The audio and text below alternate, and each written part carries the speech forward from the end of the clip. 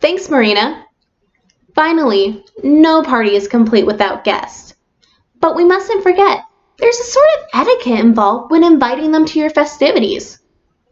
For one, don't invite people out of obligation. Only invite those that are close to your life. For instance, don't invite your estranged cousin that lives 2 states away just because your Aunt Rita feels they should be invited. This is your party. Take control of the guest list. You know how people are going to interact with each other. So make sure that they're all people that are going to get along. Also, only invite enough people to accommodate your venue. If you have a small venue, make sure that your guest list is also small. You don't want people elbow to elbow fighting for space. It's bad enough they have to do that at the table for that turkey. So make sure that you have enough space to accommodate those guests. Likewise, if you have a larger venue, make sure that your guest list is slightly larger as well. You still don't want to overcrowd them, but you want to make sure that you don't have too little guests. It seems like your party is not really active and a little dull. So make sure that your guest list reflects the space that you have, and your space reflects your guest list size. I'm telling you, it's going to turn out great in the end. But don't forget to send out those invitations. They're the most important part of inviting your guests. It's going to set the tone for how the entire party is going to feel. For instance, if you want a formal Thanksgiving celebration, then make sure that your invitations reflect that. Use soft colors and traditional fonts. Use fonts like Times New Roman, Arial, or sans serif.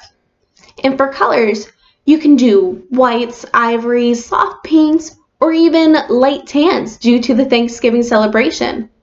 But make sure that they're very traditional looking. It's going to let them know that this is a formal event. On the other hand, if you want to liven things up and have a casual celebration, then make sure that your invitations reflect that as well. Use bright colors and crazy fonts. Really go wild with it. Let them know what your party is going to represent. But make sure you're not overloading them with information. Remember, less is more. Only include the time of the event, where it's located, and who to contact for RSVP. Anything else is really going to seem bossy and not really needed information on the invitation. They can always contact you if they decide to ask you what to bring. You shouldn't put that on the invitation. It's just rude. Finally, anticipate party crashers. I know, nobody likes party crashers, but they happen. It's just kind of part of having a party. So make sure that you leave a little extra space for those few guests that may come in last minute who decide, oh wait, I can attend after all. I know I said I couldn't, but hey, I'm here anyway. They're your friends and family. Forgive them and just have a good time. Likewise, that crazy brother of yours may decide to bring in his girlfriend for Thanksgiving. It's okay. Just roll with those punches. Make extra food. Have some extra space.